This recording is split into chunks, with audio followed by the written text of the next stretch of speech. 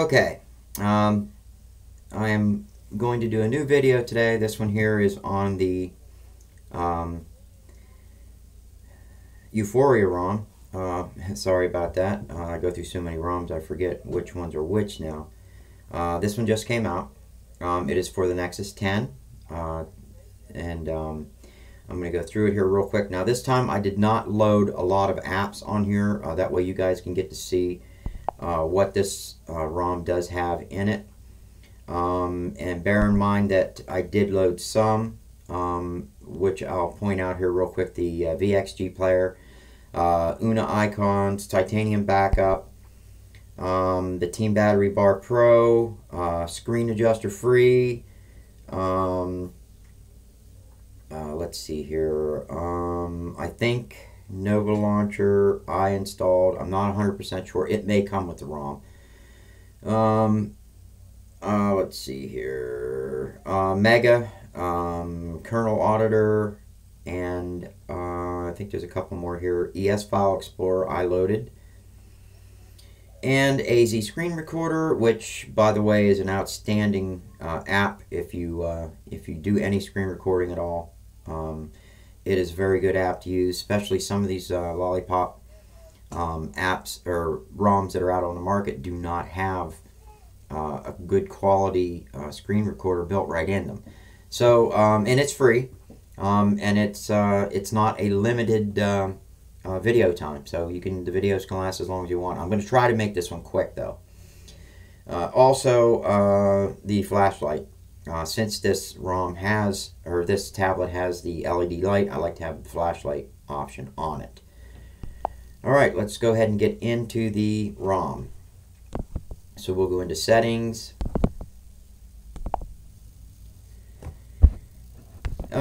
First thing that I like to do is go to About Tablet, and then you want to tap the build number. Oh, I don't know. I think it's like 7 to 9 times. That will enable your developer options. Go into your developer options and select advanced, or select advanced mode's already selected. You want to select your advanced reboot. That way you can reboot to your custom recovery, or your fast boot mode, or anything like that. And then you want to go down here and enable your root access. It comes disabled by default. I always go apps and ADB. Excuse me. Let's see. Also, I like to have the mock location development shortcut. I like to have that on. I also go down to the animations, which are down here. These three right here. Your Windows animation scale, transition animation scale, and your animation duration scale. They're usually set at about 0.25. I always set these to 0. No matter what device I'm using, it just really seems to help with performance. It really kicks up the performance of your device that you're using. Now, bear in mind that also limits the animations that come with the lollipop, which is one of the better animated ROMs out there that Android has out. So let's see what else. Super Sue. That is not, or does not come installed. I install it. I like Super Sue. You don't need to. You do not have to have a super user installed on this, because it has its own built right into it. I just so happen to like Chainfire Super Sue, and I always install it on every ROM, regardless. And I highly recommend that you get the donated version too. Let's see. Also, language input. I always go into my AOSP and my keyboard, and I like to go into text corrections and shut off. Number one, block offensive words. I get offensive sometimes when I'm talking to my buddies. And then under auto correction, I always say off. Yes, it's nice to have that auto correction, but for me, typing in passwords or email addresses, it screws with me too much, so I just don't use it. And then I always go to appearance and layouts. And in the theme material, I like to go material dark. And I figured I'd bring you along with me to set this up. Like I said, the only thing I did with this ROM so far is install SuperSU, a couple apps, and I did enable my advanced reboot so I could boot back into recovery and install my custom kernel. Okay, date and time. Usually that is set to 24 hours. Usually. Lately, though, I've noticed in 5.1.1, a lot of the times, even SonogenMod has this off now. So you have to actually flick it on if you want it. I don't like the military time or the 24-hour time on my tablet. I like 12-hour. Let's see here. Date and time, accessibility. You can get into your location. You can change that to your high accuracy, or I usually go the battery saving mode. That's just usually what I like. I kind of grant per app basis. That's how I do it. Let's see. Let's go into the status bar settings. Your clock, I always go for a center clock. AM, PM, normal. Date, normal. They don't have a font for your clock like some of the other ROMs. This is and you got to bear in mind too. This ROM was just put out for the Nexus 10, so it's going to get better with updates. So they're going to be adding more features that you might expect from Euphoria on other devices to this device eventually, hopefully. At least what will work with what this device has in it as far as hardware is concerned. Let's see, status bar. Let's go battery style. I like a landscape. Icon, I like my percentage to be next to the battery, and I don't need my super user indicator. I know what I need. I know when super user is being used. And brightness control, I don't use that sliding across the thing, but it's there. It's for you. If you want to click that on, you can just slide your finger across your status bar and it'll brighten or dim your screen as needed. Let's see, notification drawer. You have your quick pull down. I always set it to right hand, but on a normal device. Now on a tablet, depending on what I'm doing, a lot of times where I sit and where my desk is set up at work, I usually go for left-handed use because my tablet's always on my left side and I'm using my left hand all the time. So I set it up for left hand. Even though I am right-handed, that's where my tablet's always set up at. Let's see, auto close, yes, go ahead. Vibration, no vibrations. Tile order, I only set up one that was screenshot. That way I'd give you a good impression of what is in there for you to choose from. I would like to have seen screen record in here, but it's not. You know, it's not a deal breaker, and it may get in there eventually. I've noticed a lot of the lollipop ROMs that the baked-in screen recorder doesn't work half the time, anyways. This is the one that I go to. I use AZ screen recorder just because of that. Because the video, audio, everything works good on it, and you can use it in landscape mode. Let's see. Advanced location settings, absolutely. And I do like the brightness slider up there. That gives you the control right here to either dim or brighten your screen. Alright, and where are we going now? Let's go on up to security. Look, device administrator, I always shut those off. Sometimes you can actually have issues by having a device administrator on there, especially if you're running some rooted apps. You get some conflicts.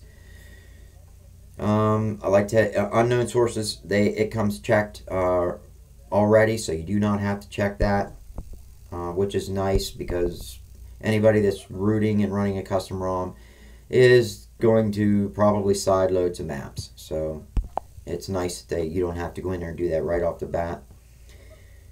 Let's see. A lot of this I'm just coming into in the first time myself too, so we are discovering this together.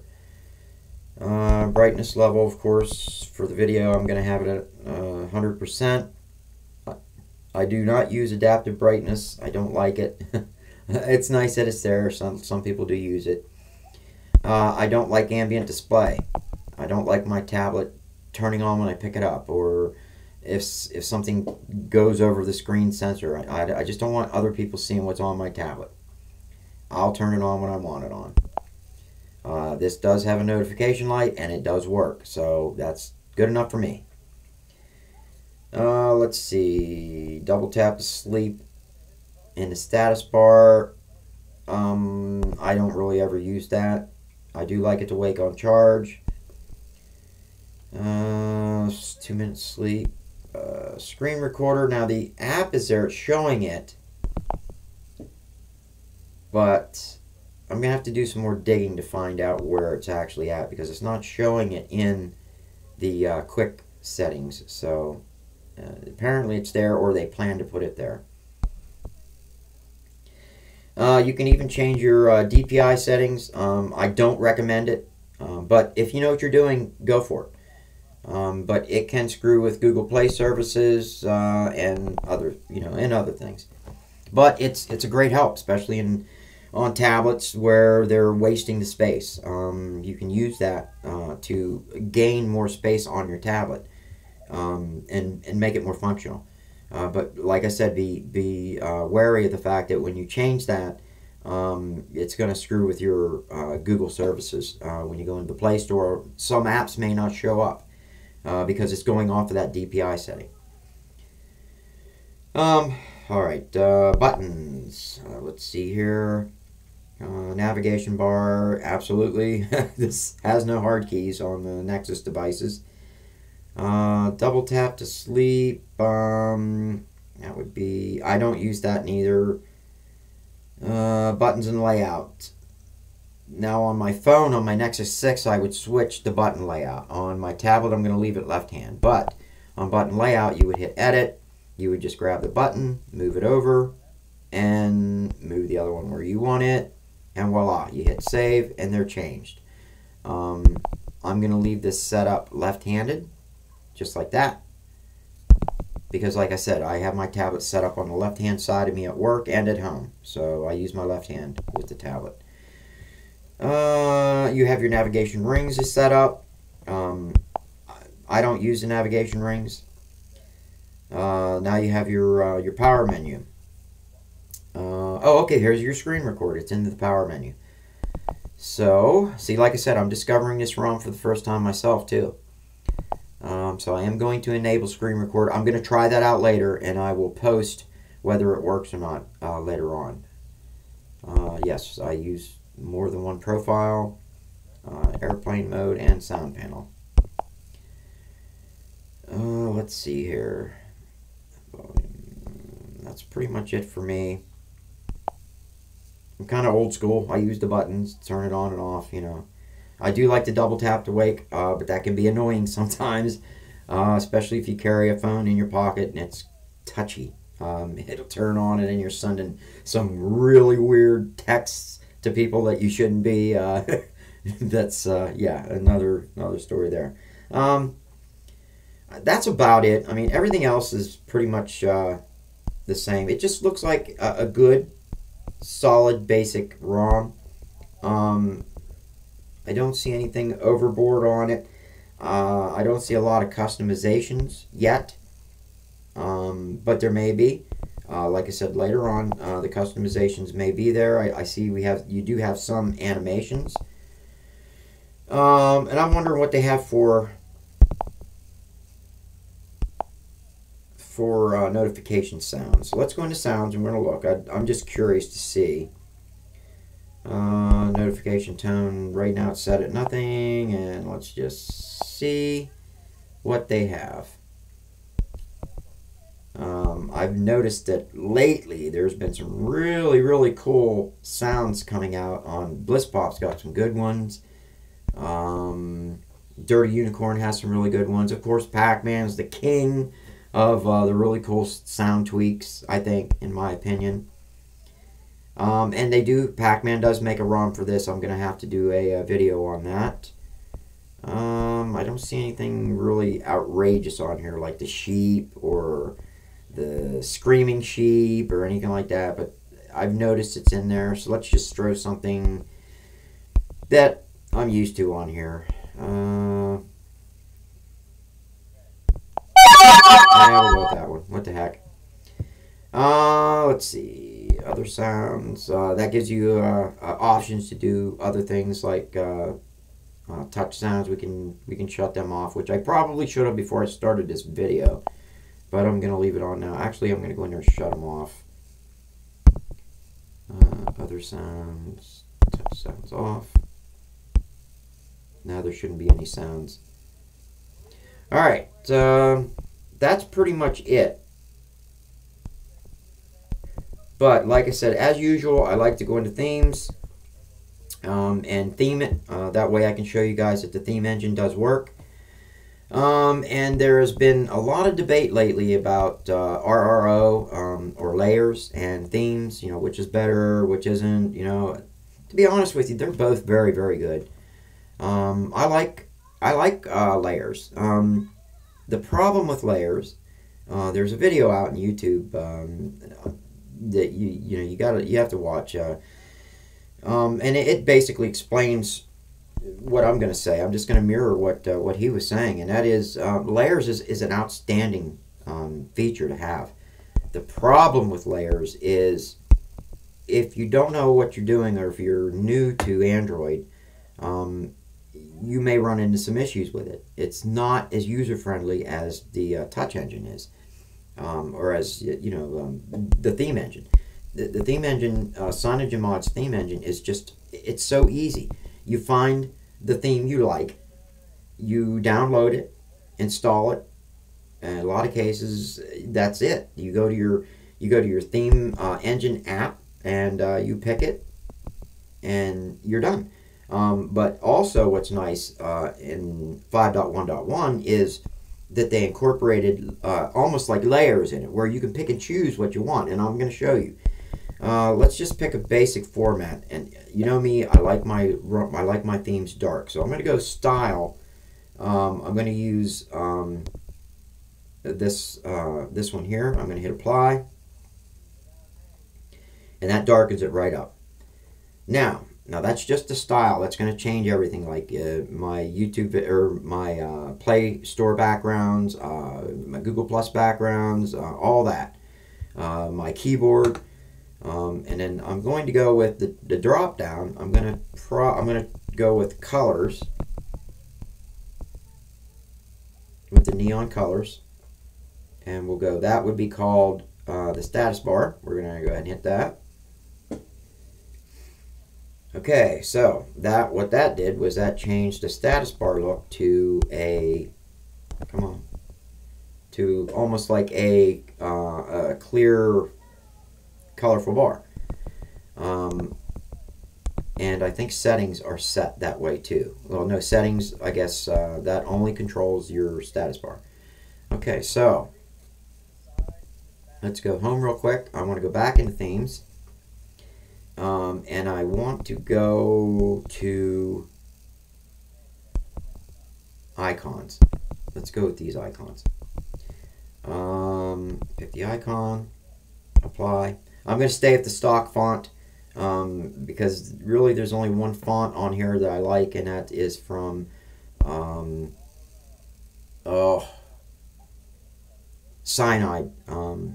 From that one, not the theme I have on here now, but I have another theme that is made from the creator of the Cyanide ROM. They also did a nice theme for that, but that's basically it. So we're gonna go home again, hit the home button, and I'll show you now. My icons are themed, as you can see. Let's go back. Let's open up see how it themes in dark. That's the way I like it. Play Store would be themed dark. just the way I like it. I know a lot of you guys are just screaming right now because you hate dark. It saves batteries, I'm telling you. There is another one also, and I don't know if it's on here, that is a very, very good ultra saving. And I thought I loaded it. You know what? Here it is, Blacksmith. It's from the same creator as Tang and Empire 12. All right, but this is going to really do some niceness on saving batteries because this is a straight black and white theme. I'm going to do it all. I'm going to go. We're going to go style. And we're going to go status bar. Nav bar. Now you can do all of them and check them off, but I do them one at a time. It seems to create less of an issue with getting a UI collapse or UI fault if you just do them one at a time. Let's go lock screen.